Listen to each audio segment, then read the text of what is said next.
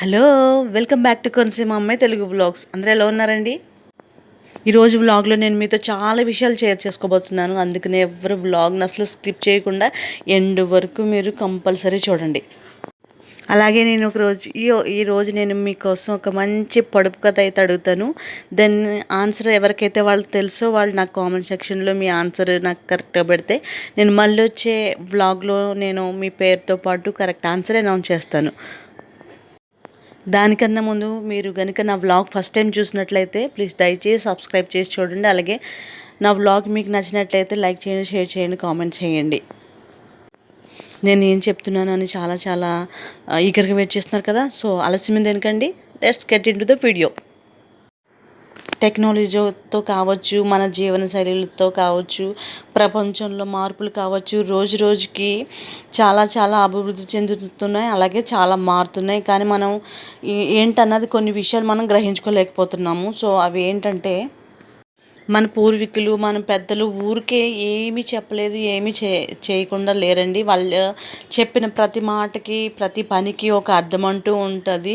అదేంటంటే, మనం ఎవరికైనా ఏమన్నా పని చేయాలన్నా, సహాయం చేయాలన్నా, లేకపోతే ఒక సలహా ఇవ్వాలన్నా ఫస్ట్ మనం దానిని ఆచరించాలి. తర్వాతే మనం వేరే వాళ్ళకి చెప్పాలి. ఎందుకంటే వినేవారు నువ్వు చేస్తున్నావా లేదా అని అనుకుంటారు. కాబట్టి మనం ఫాలో అయ్యి ఇతరునికి కూడా మనం ఒక ఆదర్శంగా ఉండాలి. ఇక్కడ మీరు చూస్తున్నారు, నేను పని చేసుకుంటా ఉన్నాను. నా వెనకాలే నాతో పాటు మా గోల్డ్ తల్లి తిరుగుతూ ఉంటుంది. యాక్చువల్లీ ఇప్పుడున్న రోజుల్లో పిల్లలైతే ఏం చేస్తున్నారు, ఎక్కువగా మొబైల్ ఫోన్కి టీవీ కాలం అయిపోయింది. ఇప్పుడు మొబైల్కి అయితే బాగా అతుక్కుపోతున్నారు. తల్లులు తండ్రులు పనులు చేసుకుని వాళ్ళు బిజీగా ఉంటుంటే ఈ పిల్లలకు ఒక మొబైల్ ఇచ్చేసి మూలను కూర్చోబెట్టేసి దానికి అంటుకునేలా చేస్తున్నారు. ఆ పిల్లలు దానికి మెల్లమెల్లగా అడిక్ట్ అయిపోతున్నారు.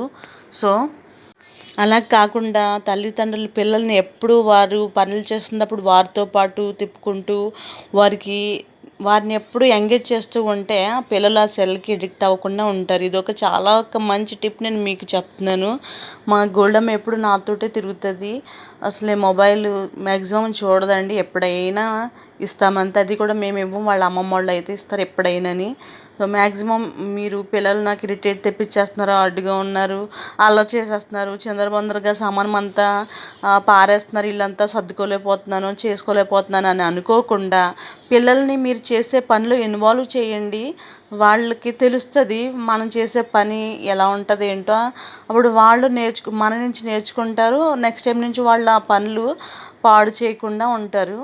సో అప్పుడు వాళ్ళు ఆ ఫోన్కి అడిక్ట్ అవ్వకుండా ఉంటారు. నేను ముఖ్యంగా మీకు చెప్పేది ఏంటంటే, ఈరోజు సెల్ ఫోన్ గురించి చెప్తున్నాను. ఇటీవల కాలంలో మొబైల్ ఫోను వాడకం చాలా వృద్ధి చెందింది. ప్రజలు ఒకరికొకరు సంప్రదించే విధంగా నాటకీయంగా జీవితాలపై చూపించే ప్రభావం చూపుతాయి తెలుస్తుంది. అయినప్పటికీ వాటి యొక్క అన్ని ప్రభావాలు అనుకూలమైనవి కావు. కొన్ని అనుకూలంగా ఉంటాయి, కొన్ని అనుకూలంగా ఉండవు. మన దేశంలో సెల్ ఫోన్ల వినియోగం రోజు రోజుకి పెరిగిపోతుంది. రింగ్ టోన్లు, కాలర్ ట్యూన్లు, ఎస్ఎంఎస్ లాంటి ఎన్నో రకాలుగా సెల్ ఫోన్లు వాడకం పెరిగిపోయింది. ఇది బాగానే ఉంది, కానీ ఈ సెల్ ఫోన్ల వల్ల వచ్చే అనర్థాల గురించి ఎవరు పట్టించుకోవడం లేదు. విచారకరమని మనకి ఎప్పటికప్పుడు ఆరోగ్య సంస్థలు హెచ్చరిస్తూ ఉంటున్నాయి. 3 సంవత్సరాల వయసున్న 3 సంవత్సరాల వయసు తక్కువగా ఉన్న పిల్లలకి సెల్ ఫోన్ దూరంగా ఉంచడం చాలా మంచిదని డాక్టర్లు చెప్తున్నారు. ఎందుకంటే సెల్ ఫోన్ రిసీవ్ చేసుకునే సిగ్నల్స్ కారణంగా రేడియేషన్ ద్వారా చిన్నపిల్లల మెదడుకి సంబంధించిన వ్యాధులు ఎన్నో వచ్చే అవకాశం ఉన్నాయి. అలాగే మన పెద్దలు కూడా చాలామంది రాత్రిపూట పడుకునే ముందు ఒక పక్కగా తిరిగి పడుకుని సెల్ ఫోన్ చూస్తారు. సో అలా చూడడం వల్ల మనకి ఒక కన్నేమో సెల్ని చూస్తుంది, ఇంకో కన్నేమో దిండుని అంటు పెట్టుకుని ఉంటుంది. సో ఒక కన్నుకైతే కంపల్సరీ సైట్ వచ్చే అవకాశం ఉంది. సో ఇలా చేయడం వల్ల మనకు తెలియకుండానే మనం అనారోగ్య సమస్యలు తెచ్చుకుంటున్నాము.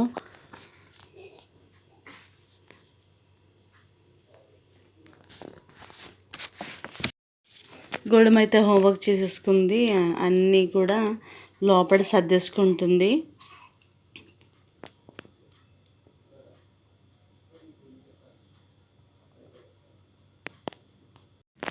ఇక్కడ మీకు అందరికీ హాయ్ చెప్తుంది. హాయ్ ఫ్రెండ్స్, మా అమ్మ ఛానల్కి సబ్స్క్రైబ్ చేయండి, సపోర్ట్ చేయండి, లైక్ చేయండి, షేర్ చేయండి, కామెంట్ చేయండి అని మీకు చెప్తుంది. చాలా క్యూట్గా కొంచెం వెనకాల బ్యాక్గ్రౌండ్ సౌండ్స్ వల్ల నేను మ్యూట్ చేస్తాను, ఏమనుకోకండి. అలాగే ఇది గోల్డమ్మ తర్వాత స్కూల్కి రెడీ అయిపోయింది. స్కూల్లో ఏదో ఇంట్రడక్షన్ పార్ట్ ఏదో చెప్పాలని చెప్పి ఇక్కడ ప్రాక్టీస్ అవుతుంది. ఇది కూడా చాలా బాగా చెప్పింది, కానీ వెనకాల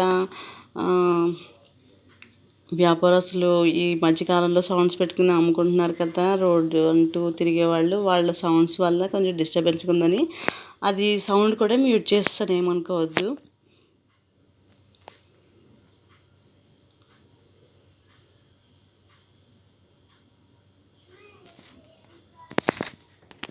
సో ఇక నుంచి అన్న మీరు సెల్ని యూజ్ చేసుకోండి, కానీ మంచిగా యూజ్ చేసుకోండి. మ్యాక్సిమం దాన్ని అవాయిడ్ చేయడానికి అయితే ప్రయత్నించండి.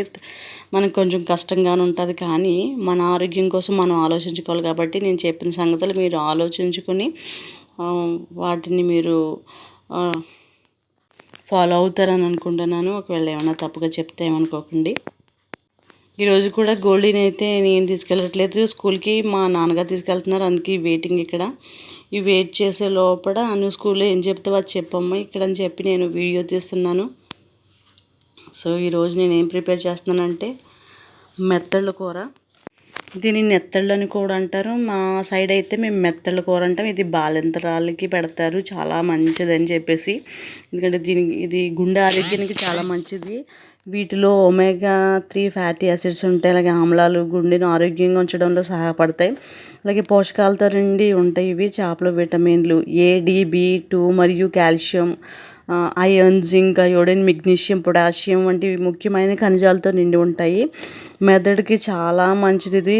మెదడు పనితీరుకి మద్దతు ఇస్తాయి. ఒమేగా 3 ఫ్యాటీ కొవ్వు ఆమ్లాలు మెదడు పనితీరుని చాలా బాగా హెల్ప్ చేస్తాయి. అలాగే కంటి చూపును కూడా మెరుగుపరుస్తాయి వీటిలో ఉండే ఏ విటమిన్ వల్ల.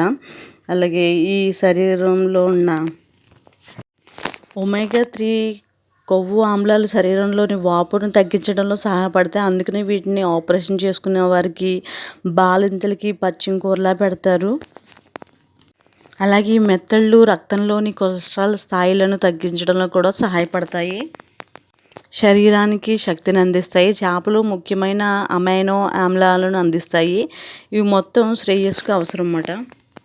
మాకైతే ఇవి వీధుల్లోకి వచ్చి అమ్ముతారు. కేవలం 50 నుంచి 100 రూపాయల లోపు అమ్ముతారు. చాలా మనకి రీజనబుల్ రేట్స్తో ఇవి అవైలబుల్గా దొరుకుతాయి. కానీ ఎంత బెనిఫిట్స్, ఇన్ని ఆరోగ్యమైన విటమిన్స్, మినరల్స్ ఇవన్నీ ఉన్నాయి. సో ఇక నుంచి మీ ఊరు వచ్చేటప్పుడు, ఇవి మీ వీధుల్లోకి వచ్చేటప్పుడు ఎవరు వీటిని స్కిప్ చేయకుండా కంపల్సరీ కొని వండుకొని మీ ఫ్యామిలీని ఆరోగ్యపరచండి. నేనైతే ఇది ఇగురులా వండుతున్నాను. యాజ్ యూజువల్ మా ఊరు సైడ్ ఎలా అయితే వండుకుంటారో జీలకర్ర, వెల్లుల్లిపాయ పేస్ట్, అలాగే చింతపండు వాటితోటే ఇప్పుడు కూడా నేను కర్రీని అయితే ప్రిపేర్ చేస్తున్నాను. ఎక్కువ చాలామంది పెద్ద పెద్ద చేపలని తినడానికి ఫిష్ని ఇష్టపడతారు, కానీ ఈ చిన్న చిన్న చేపల్లోనే ఎక్కువ మనకి పోషకాలు అవి అందుతాయి. ఎక్కువ వైటమిన్స్ అవి మనకి లభిస్తాయి అన్నమాట. ఇక నుంచి చిన్న చిన్న చేపలే కదని కొట్టి పారేయకండి. ఇటువంటి చేపలు ఎప్పుడైనా చిన్న చిన్న చేపలు మీ విలేజెస్లోకి, మీ ఇంటి ముందుకు వచ్చి ఎవరైనా అమ్మితే కనుక కంపల్సరీ తీసుకుని వండి మీ కుటుంబాన్ని ఆరోగ్యంగా ఉంచండి. ఈ మెత్తళ్ళు అయితే నాకు అమ్మ తీసుకుని వచ్చింది. మార్నింగ్ పిల్లలకి, హస్బెండ్కి లంచ్ బాక్స్లోకి వేరే కర్రీ నేను చేసి పెట్టాను. ఇది ఈవినింగ్ కోసం అయితే నేను ప్రిపేర్ చేస్తాను. ఇది పులుసులా అయినా వండుకోవచ్చు, ఇగురులా వండుకోవచ్చు, ఫ్రైలా అయినా చేసుకోవచ్చు, మీ ఇష్టం ఎలా అయినా చేసుకోవచ్చు. కానీ చాలా చాలా ఆరోగ్యం ఈ కర్రీ. నేనైతే ఇది ఇగురులా పెట్టాను, చాలా అయితే టేస్టీగా వచ్చింది కర్రీ. ఈవినింగ్ పిల్లల హస్బెండ్ చాలా బాగుందని చెప్పారు. ఫిష్ క్లీనింగ్ అయితే నాకు రాదు. ఆ చేపలు అమ్మాయి ఆవిడే పాపం చేసి ఇస్తారంట అమ్మకి. చాలా బాగా క్లీన్ చేస్తారు. తర్వాత నేను కూడా మళ్ళీ ఉప్పు వేసి బాగా క్లీన్ చేసుకున్నాను. గట్టి పెట్టి తిప్పకూడదు, కానీ ఒక చేతితో కెమెరా పట్టుకున్నాను కాబట్టి నేను గట్టి తిప్పుతాను. ఎందుకంటే అవి చిన్న చిన్నవి కాబట్టి బ్రేక్ అయిపోతాయి. మనం ఆ పాట్ని తిప్పుకోవాలి ఇలాగా. ఒక పొడుపు కథ అయితే అడుగుతున్నాను కదా, అది అడుగుతున్నాను, జాగ్రత్తగా చూడండి. ఏంటంటే ముగ్గురు మనుషులకి ఒకటే టోపీ. ఏంటో మీకు ఆన్సర్ కనుక తెలిస్తే కామెంట్ సెక్షన్లో నాకు కామెంట్ చేయండి. మళ్ళీ చెప్తున్నాను, ముగ్గురు వ్యక్తులకి ఒకటే టోపీ ఏంటది? కర్రీ అయితే చాలా బాగా వచ్చేసింది కదండి. ఇంతవరకు నా వ్లాగ్ చూసారు, మీకు చాలా థ్యాంక్స్. కంపల్సరీ కామెంట్ చేయండి. అలాగే థ్యాంక్ యూ అండి. Thank you for watching. Bye.